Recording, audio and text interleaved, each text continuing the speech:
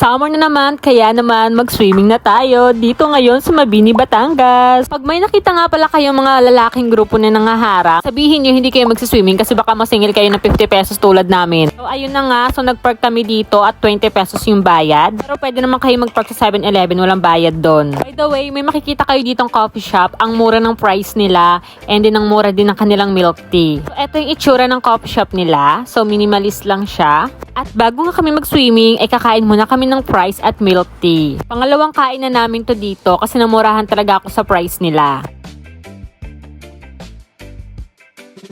Tadan! O diba, ang dami ng price. Alam mo ba na 45 pesos lang yon? Ang ginawa ko yung kalahati, sinabi ko yung may cheese. Tapos yung kalahati is walang cheese.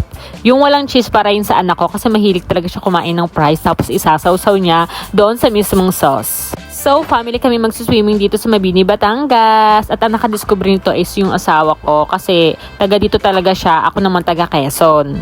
Ayun, share ko lang naman. Tapos sabi ko nga sa asawa ko dyan, parang kulang yung price. Parang gusto ko ng siomai. Pero sa totoo lang talaga, hindi ko gusto yung siomai. Pinabili ko lang yung asawa ko ng siomai kasi nga naawa ako dun sa nagtitinda. So pagkatapos namin kumain, eto na yung dagat na siswimingan namin. Kung taga Batangas ka, taga Bawan, or taga Santa Maria, alam mo na libre lang dito. Tapos grabe, puti yung sand nila at ang linaw ng tubig. At dahil nga medyo makulimlim na, kaya pumunta na kami ng asawa ko at ng anak ko doon. So dadaanan mo lang to, iskinita to, pero malinis naman siya. So, ayan yung anak ko, naglalakad na siya. Ang laki-laki na ng anak ko. Ito pa yung maganda dyan. 20 pesos lang yung bayad sa pagbabanlaw. At magdala ka lang ng panlatag, picnic mo sa dagat, okay na yan. Ito yung tindahan, so maayos naman yung CR nila. So, mamaya ipapakita ko sa inyo kung ano itsura ng CR nila. I suggest sa'yo na kung pupunta ka lang naman dito at maliligo lang at hindi ka naman magtatagal, mga 4 ka na pumunta kasi as in alas 3 sobrang tirik nung araw, manghingitim ka talaga kung maputi ka. You can see 4:30 na yan pero pumunta pa rin talaga kami kahit tirik pa yung araw. Grabe, ang ganda talaga ng dagat dito sa Mabini. Tignan mo naman, libre lang yan pero ang linis ng tubig nila tapos puting-puti yung sand.